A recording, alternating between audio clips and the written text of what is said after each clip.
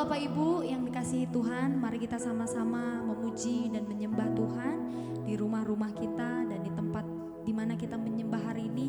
Kita mau menyembah Tuhan dengan sungguh-sungguh. Mari kita siapkan hati kita dan kita berdoa. Tuhan Yesus, terima kasih Tuhan. Biarlah Tuhan kami boleh bersuka cita di hadapan-Mu Tuhan pagi hari ini. Karena kami tahu Tuhan, Engkau selalu ada bersama dengan kami. Dan Kau selalu memberkati seluruh kehidupan kami Tuhan. Biarlah pagi hari ini kami membawa persembahan kami lewat pujian dan penyembahan kami. Dan biarlah Tuhan pujian dan penyembahan ini boleh manis Kau dengar Tuhan, menyukakan hati-Mu. Dan biarlah puji-pujian dan pengagungan ini Tuhan betul-betul keluar dari dalam hati kami, bahkan dari hidup kami Tuhan. Dan Engkau disukakan Tuhan. Terima kasih Tuhan Yesus, haleluya.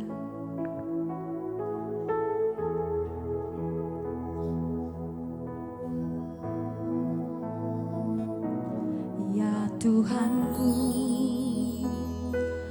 aku hendak bernyanyi bagi-Mu selama aku hidup. Amin. Ya Allahku, aku hendak bermazmur bagi-Mu selagi ku ada. Sekali lagi katakan, ya Tuhan, ya Tuhanku, aku hendak bernyanyi bagi-Mu. Amin.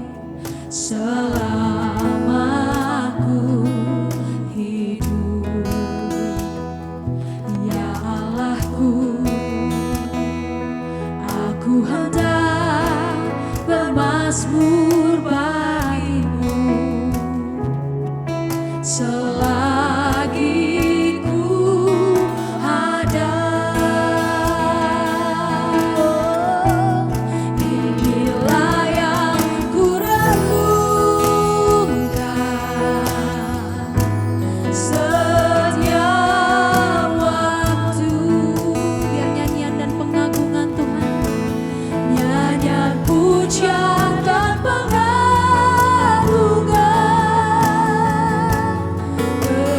kepadamu. Biarlah manis Kau dengar, manis Kau dengar Tuhan, manis Kau dengar Tuhan, dan hatiku bersuka karena-Mu. Mari kita angkat pujian ini sekali lagi, katakan, ya Tuhan, ya Tuhanku, aku hendak bernyanyi bagi-Mu selama aku hidup. Ya Allahku, yes, aku hendak bermazmur bagi-Mu. Amin. Selagi ku ada. Inilah Tuhan, inilah yang ku renungkan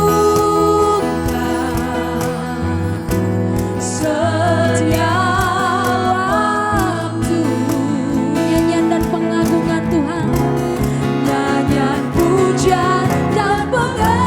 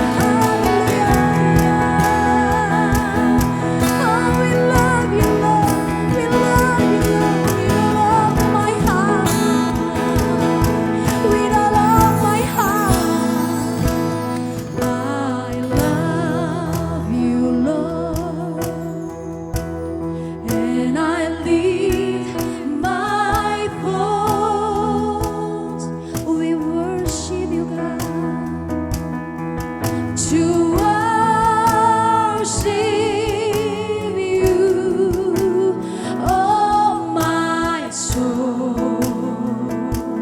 rejoice,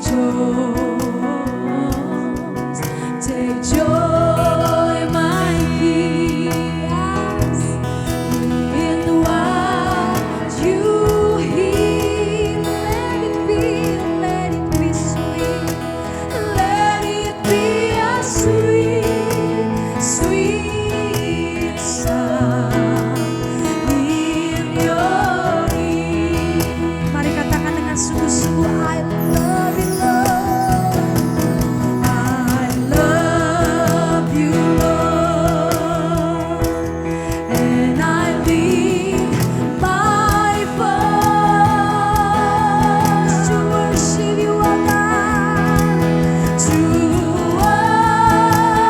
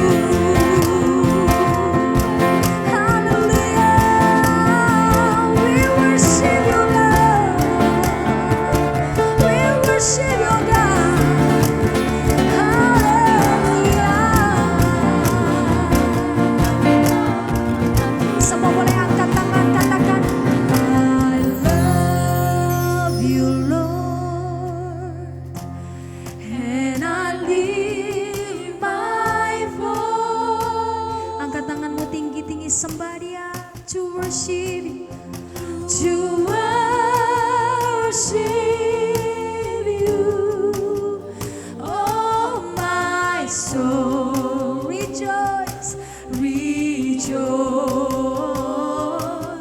take joy, my King, in what you hear. Let it be a sweet, sweet sound in your ear. I love you, Lord.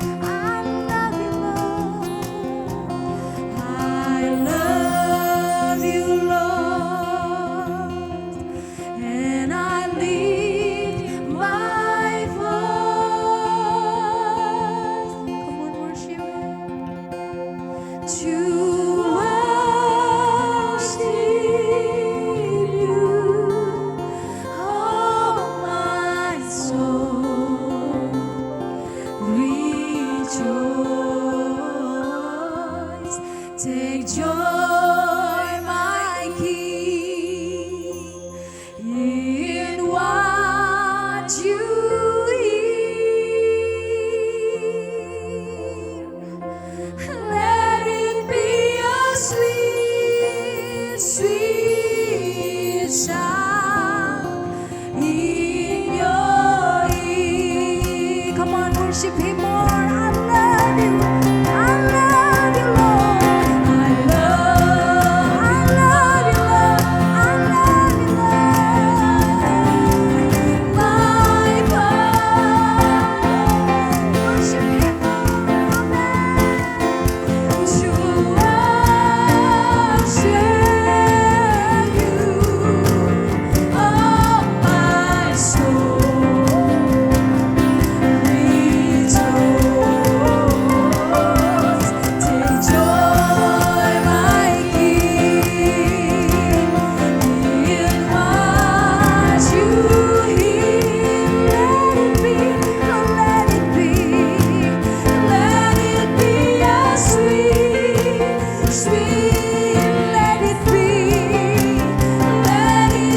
a sweet, sweet. Let it be a sweet, sweet sound in your ear. Haleluya, haleluya. Segala pujian, pengagungan, hormat bagimu, Raja yang mulia, Raja di atas segala raja. Kami meninggikan namamu, Raja yang besar. Haleluya, haleluya. Syarabayanamo, syalalalalabaya,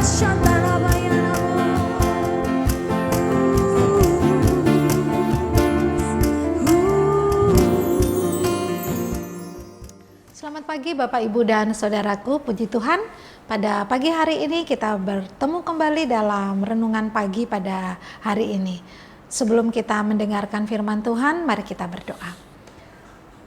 Terpujilah namamu Bapa, kami bersyukur atas kasih sayang Tuhan dalam kehidupan kami. Kami sudah beristirahat sepanjang malam. Pagi hari ini Tuhan, kami akan memulai hari kami dengan datang di hadirat-Mu. Biarlah Tuhan Engkau berbicara dalam hati dan pikiran kami. Biarlah firman yang kami dengar dapat kami lakukan dalam kehidupan kami hari lepas hari. Terpujilah namamu Bapa, berfirmanlah, kami siap mendengarkan firman-Mu.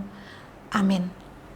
Bapak, Ibu, dan Saudaraku, firman Tuhan yang akan kita baca pada pagi hari ini, saya ambil dari kitab Matius 5. Matius 5 ayatnya yang pertama sampai ayatnya yang ke-6. Khotbah di bukit, ucapan bahagia. Ketika Yesus melihat orang banyak itu, naiklah ia ke atas bukit dan setelah ia duduk, datanglah murid-muridnya kepadanya. Maka Yesus pun mulai berbicara dan mengajar mereka, katanya, berbahagialah orang yang miskin di hadapan Allah, karena merekalah yang empunya kerajaan sorga. Berbahagialah orang yang berduka cita, karena mereka akan dihibur. Berbahagialah orang yang lemah lembut, karena mereka akan memiliki bumi. Berbahagialah orang yang lapar dan haus akan kebenaran, karena mereka akan dipuaskan. Bapak, Ibu, dan Saudaraku, mungkin kita sudah sering mendengar atau sudah banyak kali mendengarkan renungan tentang khotbah di bukit ini. Kalau kita melihat khotbah di bukit ini merupakan isi syair ataupun amsal ataupun puisi, bentuk dari khotbah di bukit ini. Mengapa Tuhan Yesus memberikan seperti puisi atau seperti amsal dalam khotbah di bukit ini? Karena orang-orang Yahudi itu sangat menyukai bentuk-bentuk pengajaran yang berupa puisi-puisi seperti ini, karena mereka mengimani bahwa hal ini sangat mudah untuk mereka pahami dan sangat bisa mereka mengerti bagaimana mereka dapat membangun iman mereka dengan pengajaran-pengajaran yang berupa amsal-amsal ataupun puisi-puisi dalam bentuk seperti ini. Inti dari pengajaran khotbah di bukit ini sebenarnya banyak berisi tentang etika ataupun ajaran-ajaran moral yang ingin Tuhan Yesus ajarkan kepada murid-muridnya. Tujuannya apa? Tujuannya mereka bukan sekedar memahami dan mengerti firman Tuhan, tapi mereka dapat melakukan firman itu dalam kehidupan mereka, sehingga apa yang sudah Tuhan Yesus ajarkan itu tidak sia-sia. Bapak, Ibu, dan Saudaraku, pada ayatnya yang ketiga sampai ayatnya yang ke-12 sebenarnya Tuhan Yesus memulai khotbah di bukit ini dengan kata berbahagialah. Kata berbahagia di dalam terjemahan bahasa Yunani yaitu makarios. Makarios yang memiliki dua arti, yaitu bahagia dan diberkati. Kata bahagia menunjukkan kepada kesejahteraan semua orang. Yang Tuhan Yesus maksudkan di sini adalah berbahagia untuk semua orang, karena orang-orang percaya memiliki hubungan yang baik dengan Kristus dan firman-Nya, di mana hubungan itu meliputi kasih, meliputi perhatian, keselamatan, dan kehadiran Allah hari lepas hari dalam kehidupan orang percaya.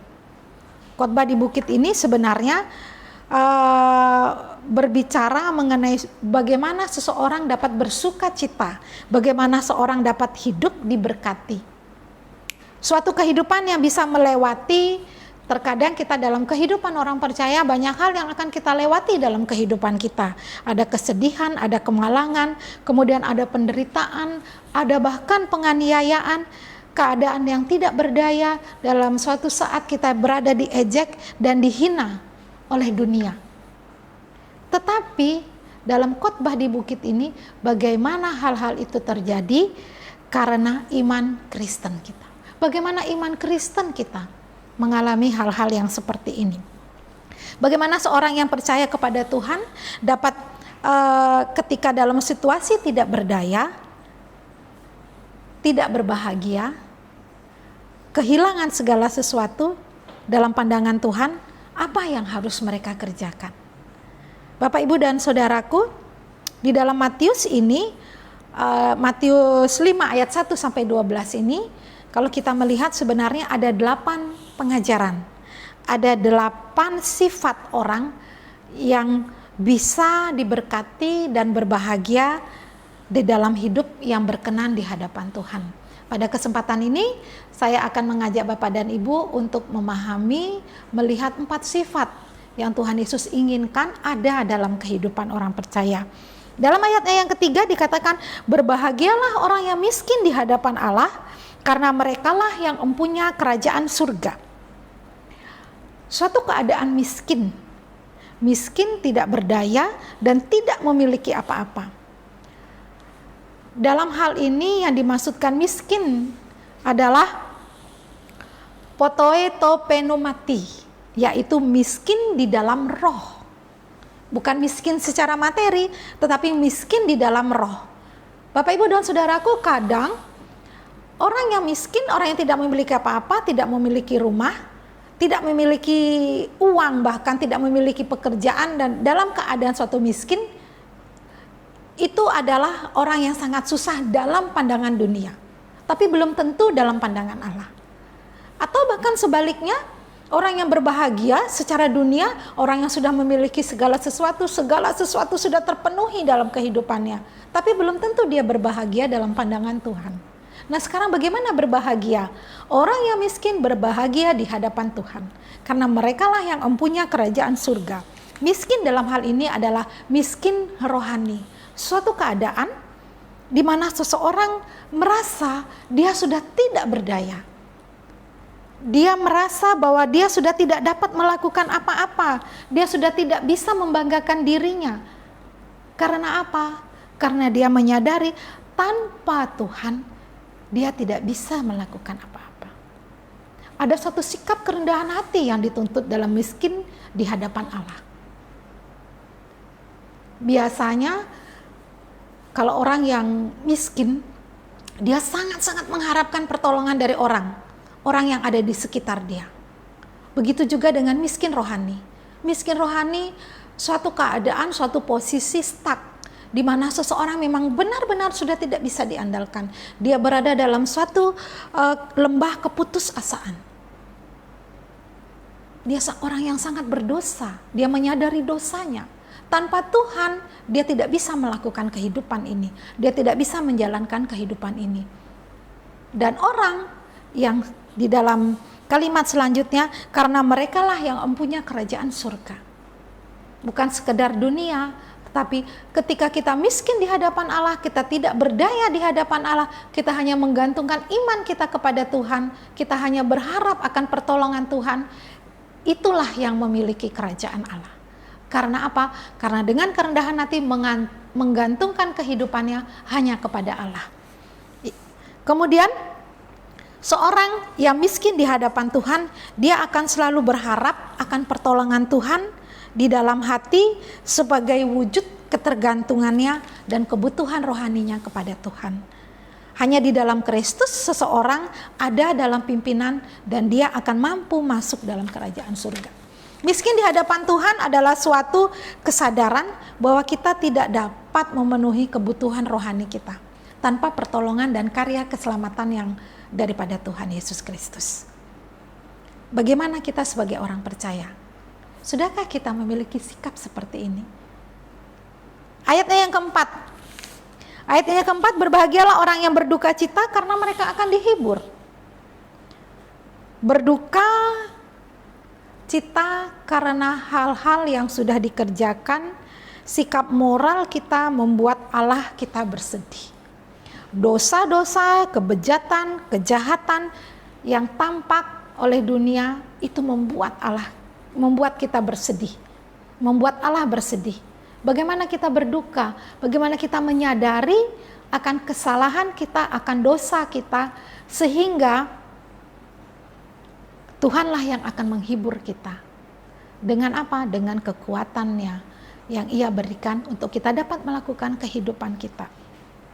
Kasih Kristuslah yang akan memberikan kedamaian, sukacita, dan sejahtera bagi orang-orang yang sudah menyadari bahwa ia adalah orang yang berduka karena dosa yang sudah ia lakukan.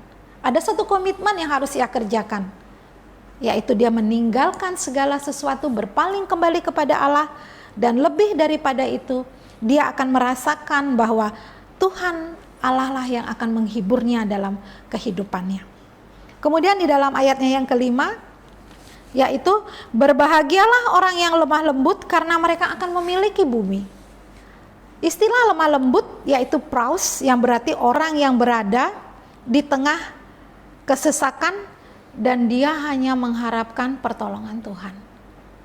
Bapak, Ibu, dan saudaraku, biasanya kalau kita melihat secara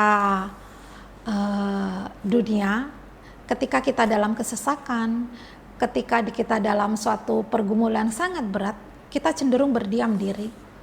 Kita cenderung artinya bahwa kita memang benar-benar tidak bisa berkata banyak. Tapi di sini yang Allah inginkan adalah berbahagialah orang yang lemah lembut. Lemah lembut hatinya seseorang yang bisa memiliki kerendahan hati yang sangat baik.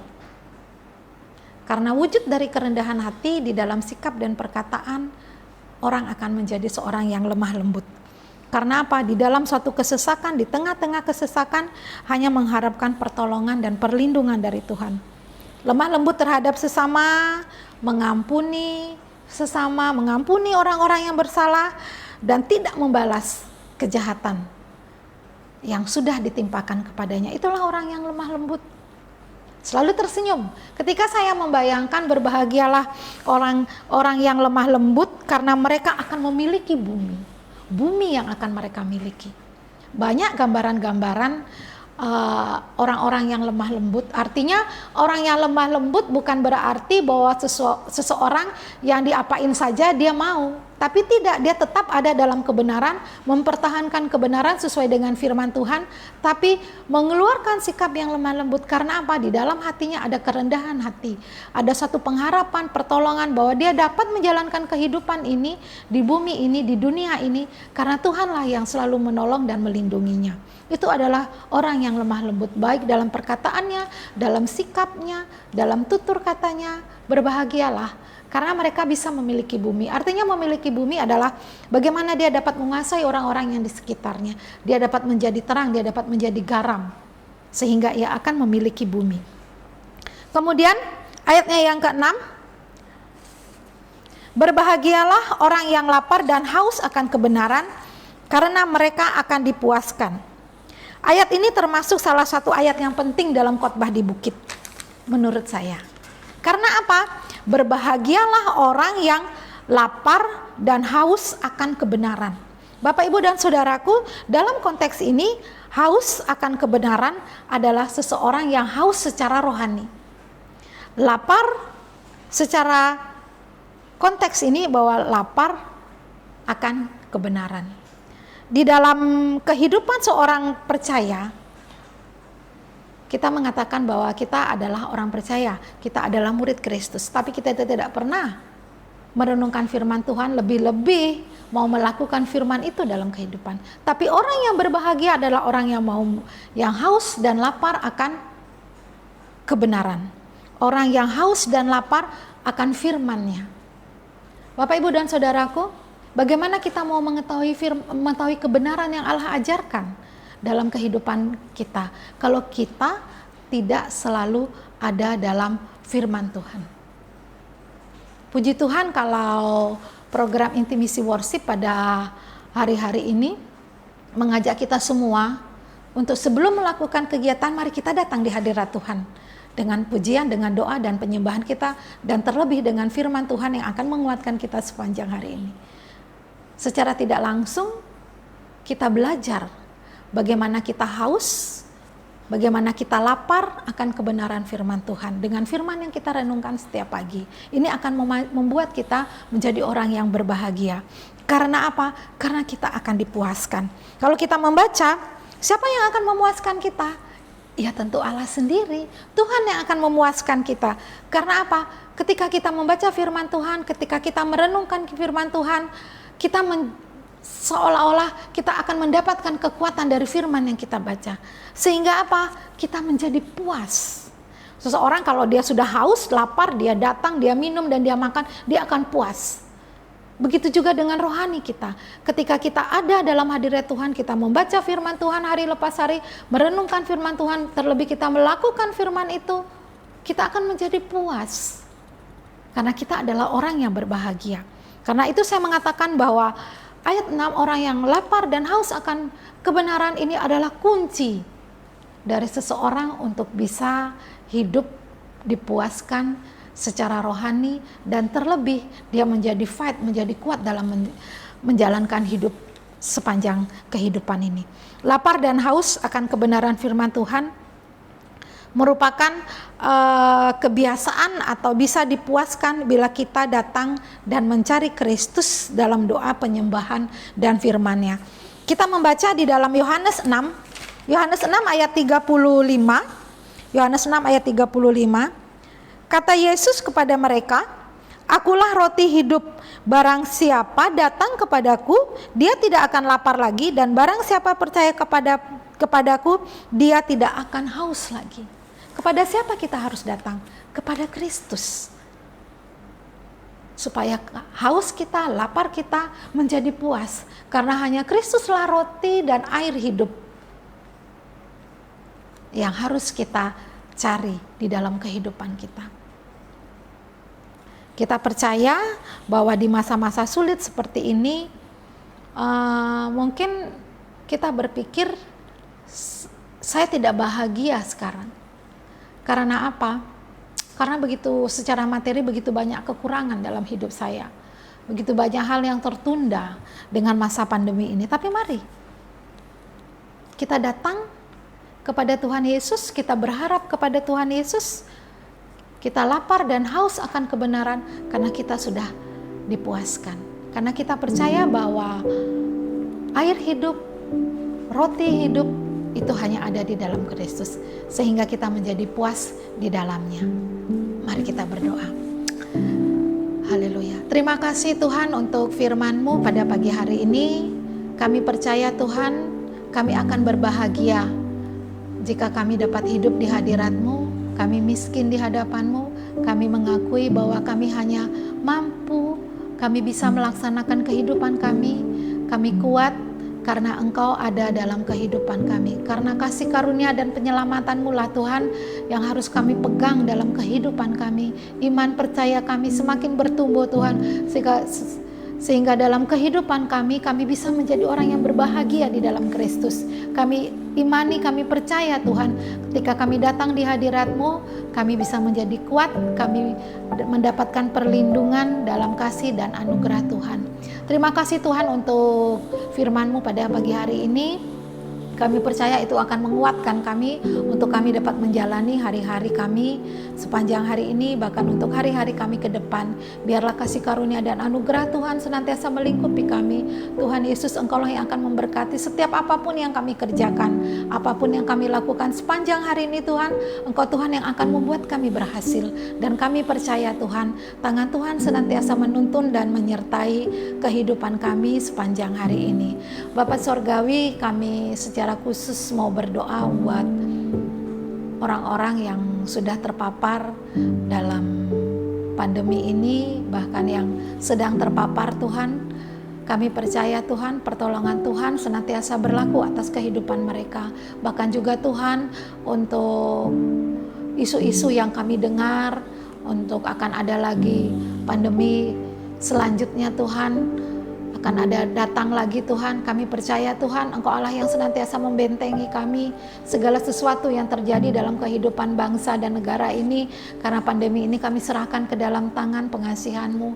Karena kami percaya Tuhan, kami memiliki Allah yang lebih besar dari segala pergumulan bangsa dan negara kami. Engkau tetap pakai Bapak Presiden, Wakil, bahkan menteri-menteri yang senantiasa membuat keputusan dan kebijakan-kebijakan Tuhan untuk pemulihan negara kami ini, bahkan juga Tuhan untuk membentengi Tuhan masa-masa ke depan Tuhan dengan pandemi-pandemi yang masih akan berlanjut. Kami percaya Tuhan, kasih karunia hikmat-Mu senantiasa berlaku atas kehidupan para pemimpin di negara kami ini Tuhan, sehingga Tuhan kehidupan normal, kehidupan baru, kehidupan yang baik Tuhan akan berlangsung pada hari-hari ini. Bahkan juga Tuhan, kami percaya Tuhan, Engkau Allah yang senantiasa memberkati dan memimpin bangsa dan negara kami. Terima kasih Tuhan, kami percaya Tuhan, tangan Tuhan sangat kuat Tuhan dalam menopang kami, orang-orang percaya yang ada di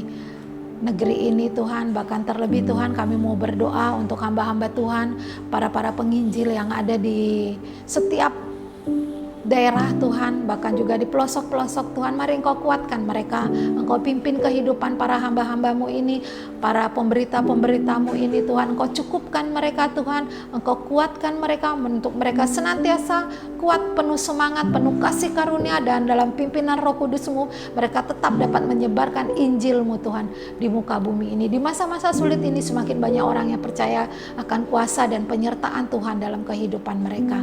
Terima kasih Tuhan. Bahkan juga Tuhan, kami mau berdoa buat gereja kami GKI BPCC yang ada di Denpasar. Tuhan, biarlah kasih karunia dan anugerah-Mu senantiasa melindungi Bapak Gembala dan Ibu Gembala yang ada di tempat ini Tuhan. Biarlah Tuhan, kasih sayang Tuhan berlaku atas mereka, atas keluarga Bapak dan Ibu Gembala Tuhan. Biarlah hari lepas hari Tuhan, Engkau tambahkan hikmat bijaksana dalam pengembangan gereja ini, sehingga Tuhan, nama Tuhan senantiasa dipuji dan dimuliakan di tempat ini. Terima kasih bahkan juga untuk seluruh pekerja. Kami berdoa Tuhan, biarlah kasih sayang Tuhan senantiasa melingkupi dan melindungi mereka. Bahkan berkat-Mu, hikmat-Mu Tuhan senantiasa menyertai para pekerja yang ada di gereja Tuhan. Bahkan juga Tuhan para leader-leader yang sudah Engkau percayakan, biarlah Tuhan tidak henti-hentinya kami untuk senantiasa menjadi alat-Mu, menjadi pemberita-pemberita Injil-Mu, sehingga Tuhan, kemuliaan hanya bagi nama-Mu. Terima kasih Tuhan, kami serahkan gereja kami, para pemimpin kami, bahkan umat-Mu Tuhan di gereja ini. Biarlah Tuhan Engkau senantiasa menyertai dan memimpin kami, menanamkan kerinduan kami untuk selalu bersekutu dan beribadah di tengah-tengah masa sulit seperti ini. Terima kasih Tuhan, inilah kami, inilah doa kami. Bapa kami yang ada di dalam kerajaan surga, dikuduskanlah nama-Mu, datanglah kerajaan-Mu, jadilah kehendak-Mu di bumi seperti di surga. Berikanlah kami pada hari ini makanan kami yang secukupnya, dan ampunilah kami akan kesalahan kami, seperti kami sudah mengampuni orang yang bersalah kepada kami. Dan janganlah membawa kami ke dalam pencobaan, tetapi lepaskanlah kami daripada yang jahat, karena Engkau lah yang punya kerajaan, kuasa dan kemuliaan sampai selama-lamanya. Amin.